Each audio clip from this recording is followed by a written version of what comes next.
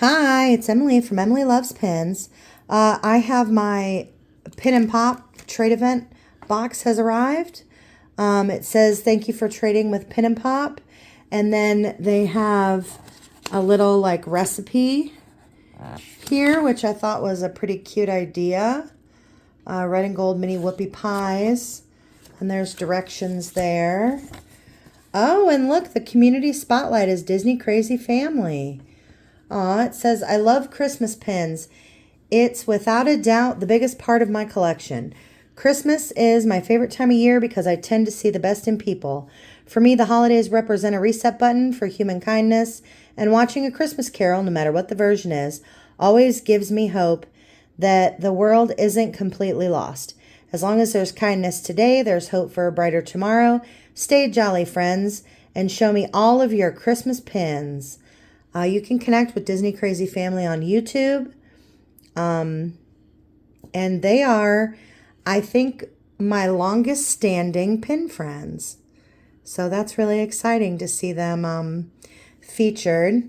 They are fantastic people. So this trade event was from, let's see, the middle of January. And it is the middle of March. And I just got my box. There were, I think, okay, let's start at the beginning. We had 33 trades. We had 9 pins that ended up being rejected for one reason or another. I'm going to talk about that a little bit as I put 9 of my trades that I sent came back to me. So there was a variety of reasons, a couple of which were totally my fault, and I want to show you how I remedied that situation. There were several, though, that were either fake or damaged pins. And I guess my biggest issue is that this took an incredibly long period of time to come.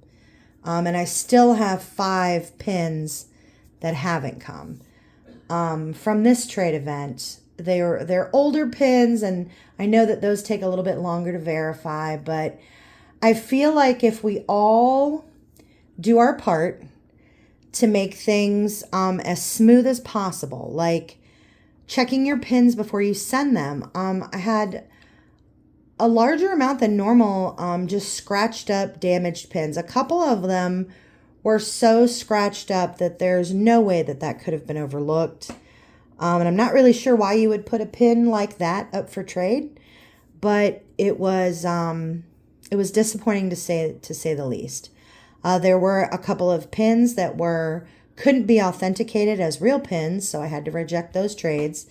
And again, if you're participating in this event, I mean, I think we've had like 200 tables at the last couple of events, and I traded 33 pins myself. I don't know if I'm on the high end, the low end, the average, but let's just say the average of 25, 30 pins per trade event times 200 tables, and they've got to verify every single pin.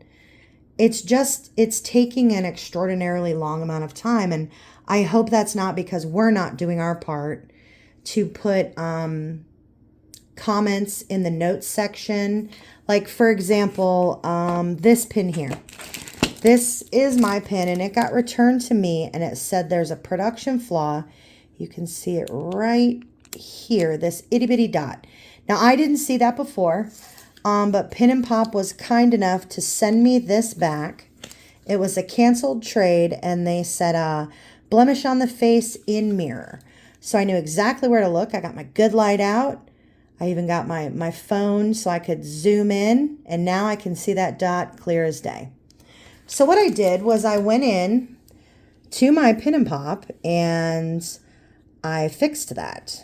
I added comments to, let's go down to my trades.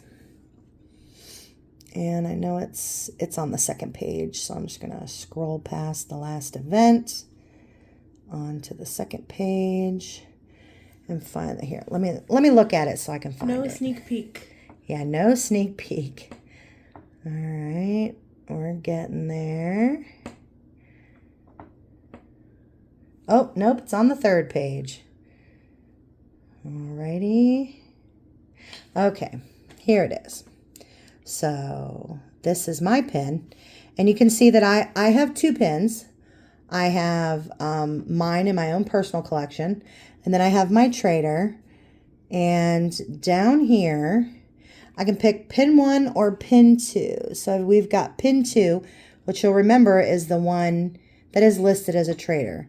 I wrote in the notes, a production flaw on the top left mask in the form of a dot. Now, that, I believe, putting notes in here will make it so much easier when someone is going to trade with you. They can see all of your notes. And you can also put if there's a backer card. Where is that? I have to actually look at it, not my logbook. All right, edit. Okay, so if you hit the edit button, I can put that there is a backer card. Quite a few people, I see multiple comments on Pin and Pop's Facebook during pin events where they're like, hey, can this person reach out to me? I just need to know if there's a backer card or not. But things like this, I believe, will help expedite the process. Now, there was another pin here. Can you go back to my trades? This one, I actually had that I had the wrong pin. There is a pin that looks a lot similar to this, and I had it listed as this pin here. So you can see that it was rejected because it is the wrong pin. So I will absolutely, before the next trade event, go back through and make sure that I have all of the proper pins listed. Because I don't want to do that to somebody. You know, when I make trades during the event, I'm doing that because I want to trade. So to have 9 pins sent back is just very disappointing, but I'm done with that, and we will go on to the pins that I do have. I'm guessing that my other 5 pins that are still pending or in the process of being authenticated and approved will be sent with the next batch of pins. So with us right now, we have, what, 18? 18 of those 33. So go ahead.